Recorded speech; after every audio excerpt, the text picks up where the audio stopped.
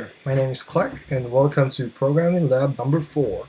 And in this Programming Lab assignment, we are required to create a C++ program that's called time and should have hours and minutes as integers.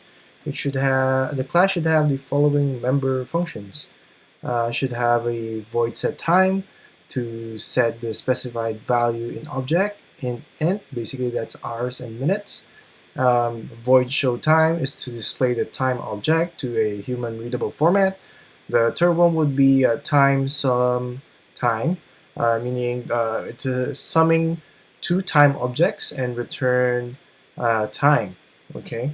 The requirements is to write the definitions for each of the above member functions. Write member functions to create three time objects. Set the value in two objects and call the sum function to calculate sum and assign it to a third time object. And lastly, display all time objects. So all of the setups would be here. Just feel free to go to the link to the repository. And then the program flow would be we would just execute the program, and inside the program we don't really require the user input. We declared three time objects named time1, time2, and time3. And next step would be to set time1 with hours and minutes, set time2 with hours and minutes. Now we assign the sum of time1 and time2 to time3. That one is using the sum function, and we would also display the time1, time2, and time3. Then end of program. So for my lessons learned in this programming assignment, I learned to use a type def to create a new type, and then it's kind of like using templates. So this would just create me a new type for my time class. Okay, and then now I can use the keyword small letter case or lowercase time as a return to my function sum. Next is I've learned to add two objects, integers, variable data members. Again, this is by using time def to set thing up. And then now I have the time, sum, the class time, and the parameter name time. And basically what this does is I would need a time object to call the sum function, and also as a parameter I also need another time object. And basically what would happen is I would add the two data member variable of two time objects and put it in a variable called time underscore sum that underscore hours. Do the same for the minutes, and then just return the time underscore sum. So basically when the function executes, it will first create a time object called time underscore sum, and then edit the data member variables underscore hours and underscore minutes. Future improvements is to maybe create a hub of function to for converting minutes that are equal or greater than to 60 to add 1 hour. Okay, so here's how the program looks. Just have an IOStream header and using namespace std, not too much. For my class time, I would have the type def uppercase time and lowercase time. And then I would have private data members integer hours underscore hours and integer underscore minutes. Also for my public data members, I would have the function set time, which would need the two integer parameters. One name is hours and one name is minutes. So when I get the parameter for hours, I would assign that to the data member variable underscore hours of the object time. However, because we know minutes only we only display up to the number 59, so when the minutes reach 60 or more, we should convert it to add 1 hour to the data member variables and keep deducting 60 until it's less than 60, which is a number which is 0 to 59.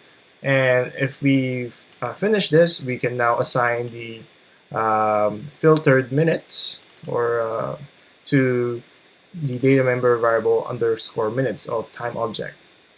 Next, we create a getter method called getHour. This is just to return the data member variable of the object, which is underscore hours. Same for the getter method for getMinutes. It gives us the data member variable underscore minutes. For the function show time, this would display the time object, and this is basically just to make it a human readable format. If my hours is less than 10, I would show a 0 in front of it. It would be 0, let's say it's 9. It's going to be 09, and then this one would do the colon. Let's say the minutes is 8. It will be 09 colon 08. And also, I also want to show the user that in Word format, so I would have, let's say, 9 hours and 8 minutes. So I would output two. One is just numeric time in the time format, and the other one is in the sentence format. And this one is one of the requirements to create a sum function to get a time object as a parameter and return another different time object.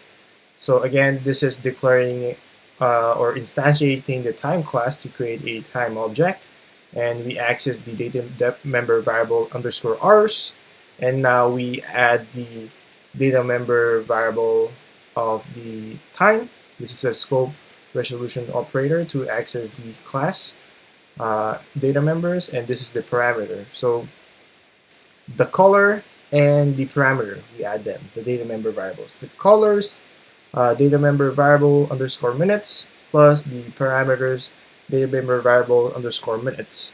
And this is, again, that's why I suggested a while ago for future improvements to create a helper function, so I don't need to recreate this if it's more than 59, and just convert and add that to the hours.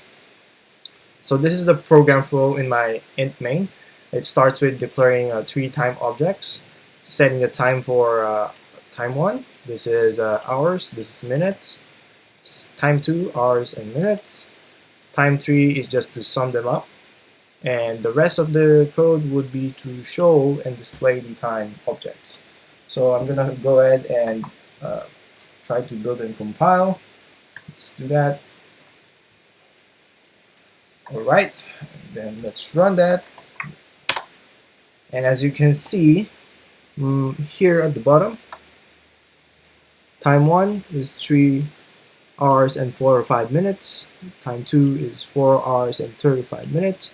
And this is the sum, and display that again. So 35 plus 45 would be 80, which is over 60, hence it becomes 20 because we minus 60, and now it's okay to be a minute format. And then now we just assign that extra 60 to the R. So instead of 3 plus 4 equals 7, and then carry over the more than 60 minutes and more than 59 minutes, I say, to add plus 1 to the hours. And this is now the time display for time 3 object. Thank you.